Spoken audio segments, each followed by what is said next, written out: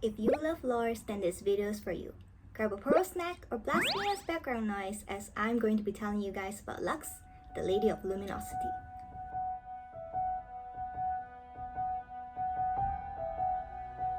Born into the Crown Guard family in the Demacian city of High Silvermere, she had a house name to uphold, as the Crown Guards have served the Light Shield royal family of Demacia for generations as protectors. Her brother, Garen, who is the might of Demacia, is the best example of a true Demacian, joining the military at a young age and eventually rose to ranks to be Sword Captain, the leader of the Dauntless Vanguards. Lux too was expected to serve the royal family, to help run their many estates, which she resented. She has always wanted to explore the world. See what's beyond the Demacian walls. During her classes, she would question her tutors of their teachings and bring forth different perspectives to subjects. Though she could be frustrating, they could never stay angry at Lux, with her zest for life and intoxicating optimism. One fateful night, as Lux was riding her horse back home from one of her explorations, they found themselves suddenly surrounded by a pack of ravenous wolves. In the midst of all the overwhelming fear, Lux unleashed a burst of magical light from deep within her, scaring the wolves away, and definitely frightening herself as well. From a young age, Demacians were taught that mages and magic are evil and lead to no good. For magic started the Great Rune Wars that almost annihilated Runeterra. Her own uncle was killed by a rogue mage. So you can only imagine how Lux spiraled when she realized she holds these magical powers within her. Would she become evil? What would happen to her if she ever got found out? Would she be exiled or imprisoned? Or worse to her, is the Crown Guard name would be disgraced forever. She was determined to keep her magical powers a secret. The only people who knew were her mother, Agatha Crownguard, and her brother, Garen. They accidentally found out when Lux's fingertips lit up a blinding flash of light when she had a heated argument with her brother when they were playing as kids. Agatha ordered Garen to forget what he saw and urges Lux to keep her afflictions a secret. Even though Lux never intended to use her magical powers, she would find her hands glowing with no way to stop. One day during her lessons in the great city, the magic was way too much to handle and she rushed out of her class, crying back home.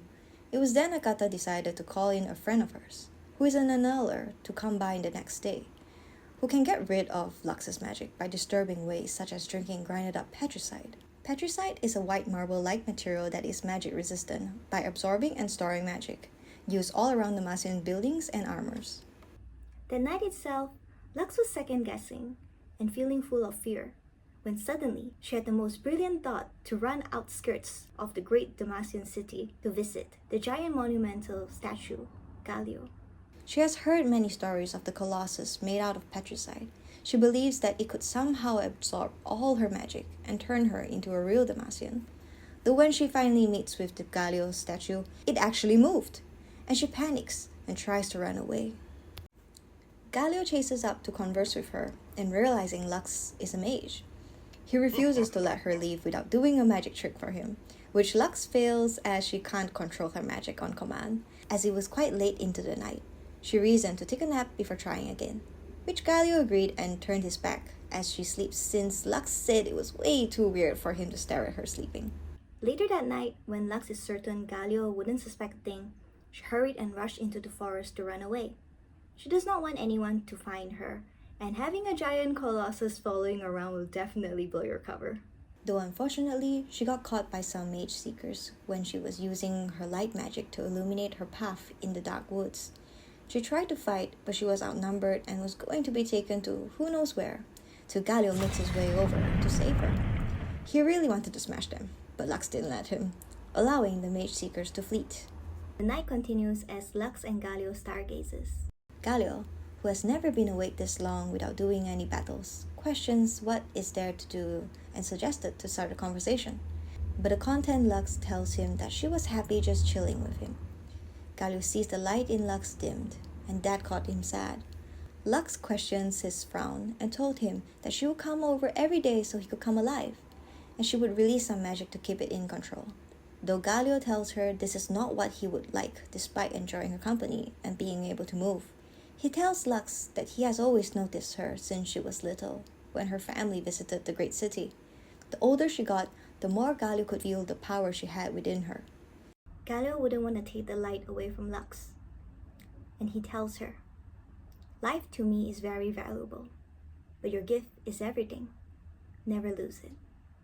As dawn arrives, Gallo goes back to his original spot and Lux too makes her way back home. As she opens the front doors, she sees her mother and a balding middle-aged man waiting for her. But Lux decided to tell her mom that she does not wish to see this man and asks him to leave. Lux decided she will in fact embrace her light. And if anyone has a problem with that, she has a very large friend who would like to talk to them. As years goes on, Lux continues to accept that her magic is part of her.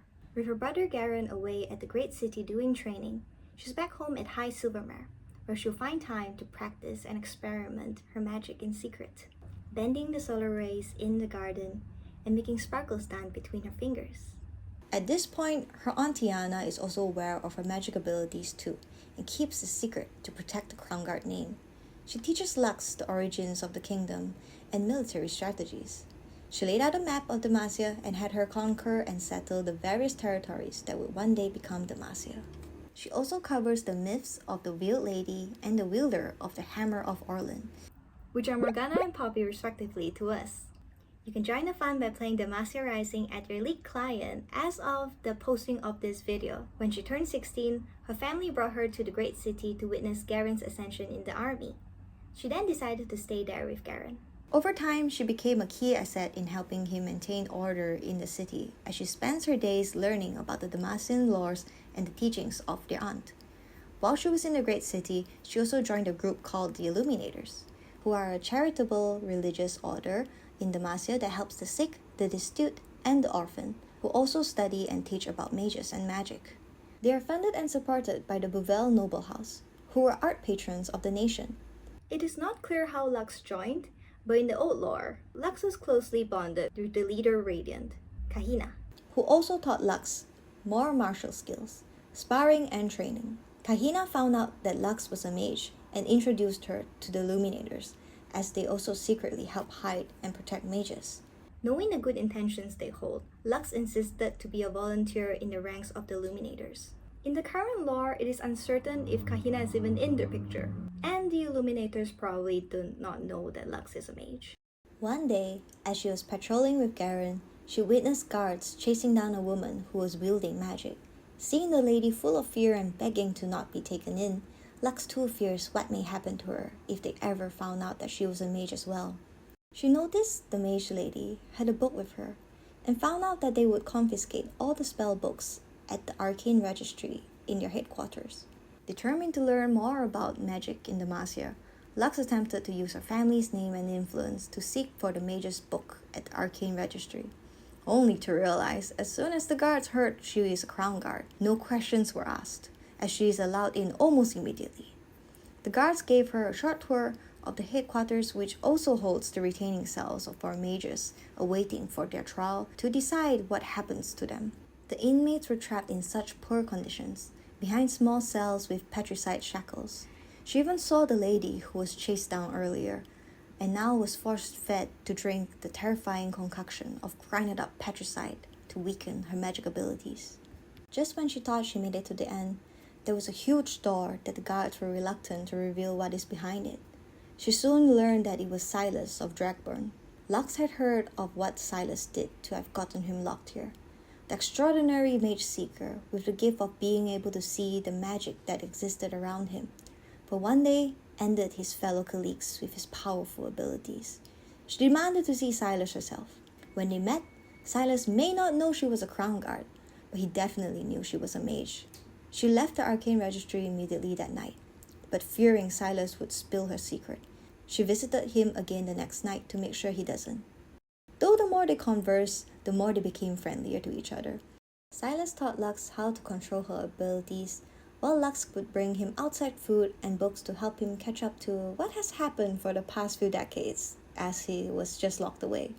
He opens up to her about the truth of his past, that he was wronged by the nation that he was once loyal to. This made them grow even closer. He even gave her a nickname, Little Light. After days of Silas's guidance, Lux was as happy as ever to be able to better control her abilities. Every night, she would be sneaking away to visit her friend. Though while she was doing all of this, her aunt and brother were thinking of ways to make sure she will forever be safe.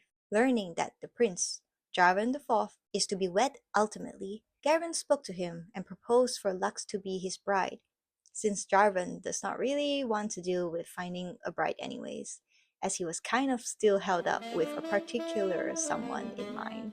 Though Lux thought she finally had a friend who she can be open and honest with, little did she know Silas was making full use of their friendship and would request for more precise information for Lux to retrieve for him. He read about Duran, the man who perfected patricide, and wanted to learn more about his works, though Lux knew those particular scrolls were hidden in a vault that she could not access easily. But when Lux found out that she was set for an arranged marriage, she was upset and did not attend the wedding. Instead, she went to rant to Silas, revealing to him that she is a crown guard. To her disbelief, Silas reveals that it was the crown guards that locked him up here too. Feeling bad, Lux went to get him Duran's ancient manuscripts to try to make things right. As Silas reads the blueprints, a smile came to his face. With the most gentlest gesture, he held out his hands to thank Lux, who blushes as she leaves her friend for the night, not knowing that Silas has very well understood what power patricide truly holds. When Lux returned home, Garen and Auntie Anna was waiting for her, informing her that they know she has been sneaking out to visit a criminal. They locked her in a room with no escape and went to bring Silas to his execution. With all that Lux has learned from her friend, she channels her magic and bursts her way out. She rushes to the execution deck, pleading them to halt, telling the people that they got Silas all wrong, but no one was listening. Before they removed her away, she rushes to give Silas a final embrace, apologizing for this outcome, though Silas said that he was sorry as well. And his hands start to glow. He rips the shackles off the locks, revealing his arm full of light magic, destroying everything in his sight, hurting guards and civilians. Silas invites Lux to join him in causing havoc, but Lux refuses and tries to aid the injured while he proceeds to break down the prison walls, allowing other fellow mages to go free. The great city was in chaos, with Silas urging his magic-wielding brothers and sisters to cause mayhem to those who has wronged them. But Garen steps in to go against him. Unfortunately, he got injured real bad and was sent to the infirmary. Lux was feeling all sorts of sadness and guilt, seeing her unconscious brother, knowing that this was all her fault. Realizing where Silas will strike next, she urges the vanguards to go forth to the royal palace to protect the king. At the royal palace, a conversation was being discussed, where King Jarvan III was planning to make things right. As Silas and the other mages burst through the walls, Prince Jarvan IV urges his men to keep the king safe, while he battles out with his troops. Alas, they lost, and was tied up and brought towards where the king was kept safe. To everyone's shock, the king was already dead. Silas was puzzled, but unbothered, while Jarvan IV cries in agony and swearing for vengeance.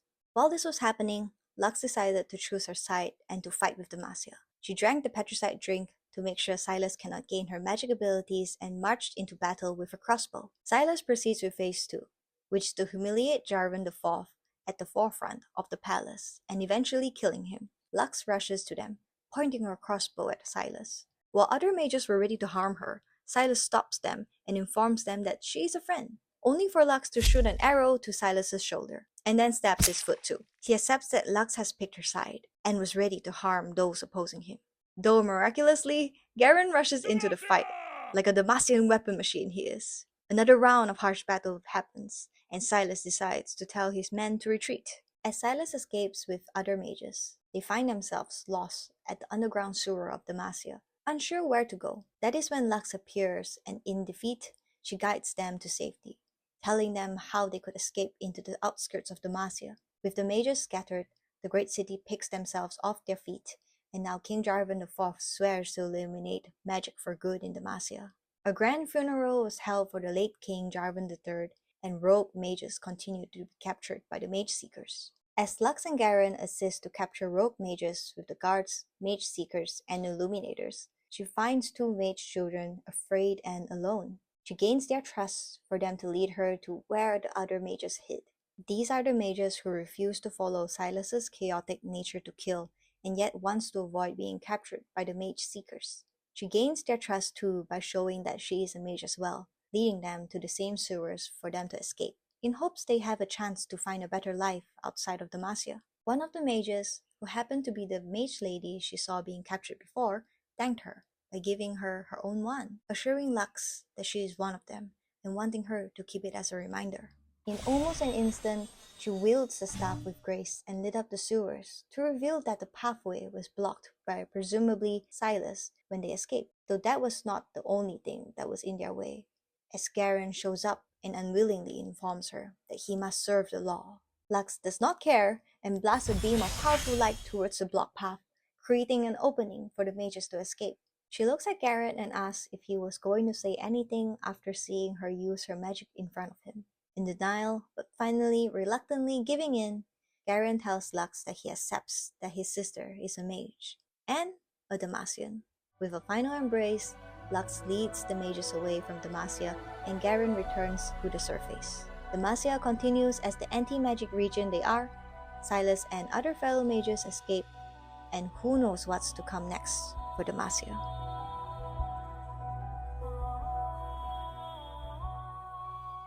During her late teens, she rode her trusty steed Starfire on a journey to Fossbarrow. She claimed she was there to visit her great-grandfather Fossian Crown Guard's tomb, but in reality she just wanted to go somewhere far to practice her magic away from her family. They offered to take her to the magistrate's home, but Lux rejects and says she has already made accommodations at the Illuminator's temple. Before she parted, the guards asked her if she was here to end the nightmares. This was not her initial plan, but Lux decided that she will do some investigating to try to get to the bottom of this. When she entered the town, she could definitely sense something was wrong. The town was barely alive, with only few merchants open in noon, and the folks were wary to her.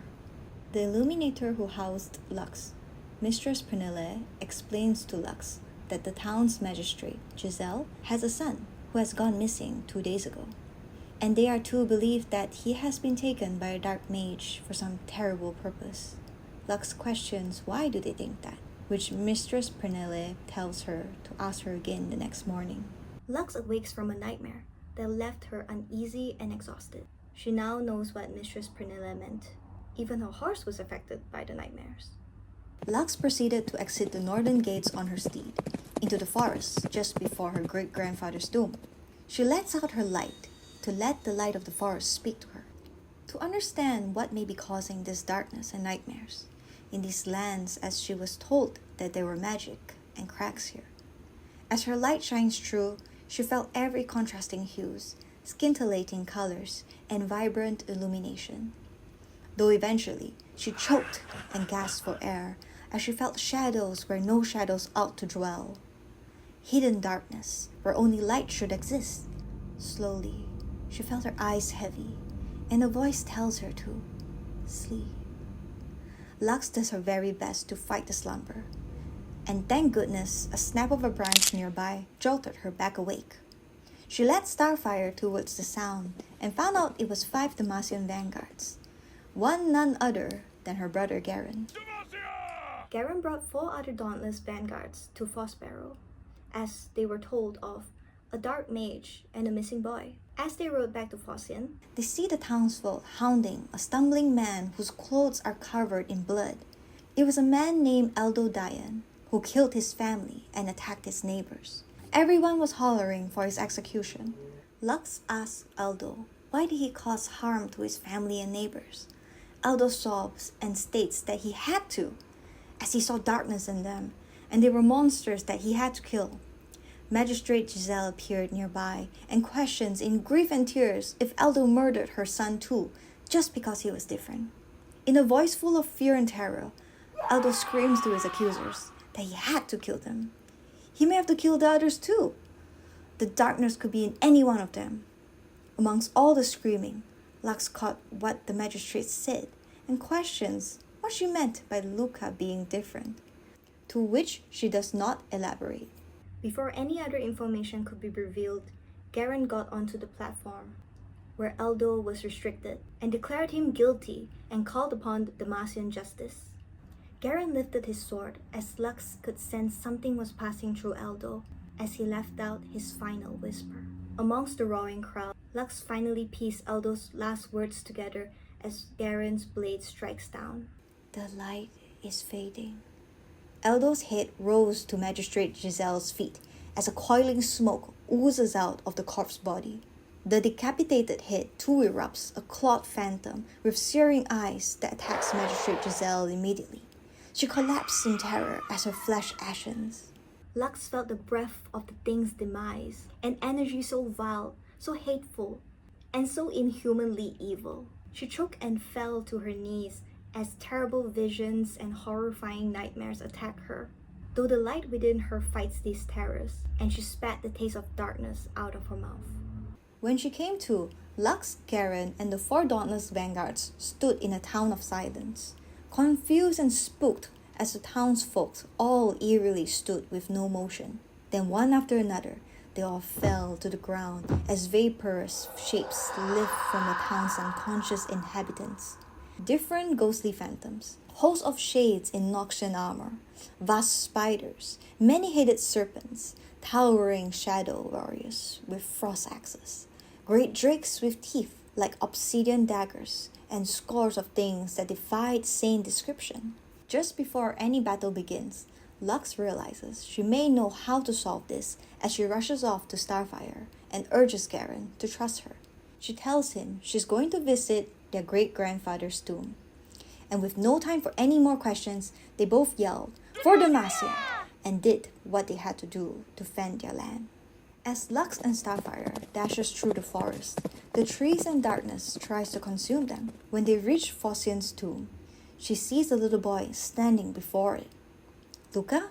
Lux calls out, to which he replied, "Not anymore," as he turns around to reveal soulless black eyes with a cruel grin. Garen and the dauntless vanguards fought with all their might. They were fearless fighters, but the darkness was never ending and kept attacking them one after another. The vanguards question, how long more do they need to do this? And Garen tells them, as long as Lux needs. Over at Phocian's tomb, Lux tried her best to bring Luca back, but the shadow creature, who we know as Nocturne, laughs and taunts Lux, claiming that the young boy and her are no different, as their unsure fears will always be around, as they are mages in Demacia. Nocturne was close to defeating Lux with Luca's darkness, but she proceeds to raise a dagger and thrusts the tip to Luca's body, to unleash her own bright light to distinguish the darkness of Nocturne. The contact was fleeting, but it was enough as a surge of light pours from Lux through the dagger towards Luca. Nocturne gets shredded to pieces by the bright light, and Luca reclaims his body. In fear, Luca asks if Lux could help him, and she assures him that she will and that he is not alone. Though the question of if Nocturne is defeated and gone forever, Lux believes that's not the case. But that's not important now. Lux then brings Luca back to his home. A summer wind blew to the battlefield. Shadows vanish as they meet the lights. Garen and his men, who fought all so hard, was in shock but relieved, as Luca reunites with his grateful mother, and the townsfolk were filled with guilt and confusion as they knew they played a role in the execution of Aldo. Lux and Garen, along with the other dauntless vanguards, marched towards the Phosphorus south gate to return to the great city. Lux gives a prayer towards Aldo's bureau, asking the veiled lady to accept him, to which Garen questions Lux if Aldo deserves such mercy. They had a debate, to which ended with Garen adamant that they live in a world that does not allow for such nonsense, to deal in absolutes by necessity. Allowing doubt to cloud their judgment leaves them vulnerable, and they both came to agree to disagree. For Demacia. And that is more or less of what we know about Lux's lore so far. Perhaps more will be revealed by the end of Demacia Rising, and maybe I'll see you again by then with an updated video when Riot recounts every single thing I said in this video. Till then, if you like this video, please leave a like and subscribe for more lore videos in the future, and let me know who else would you like me to tackle for their lore. Thanks for watching and have a wonderful day.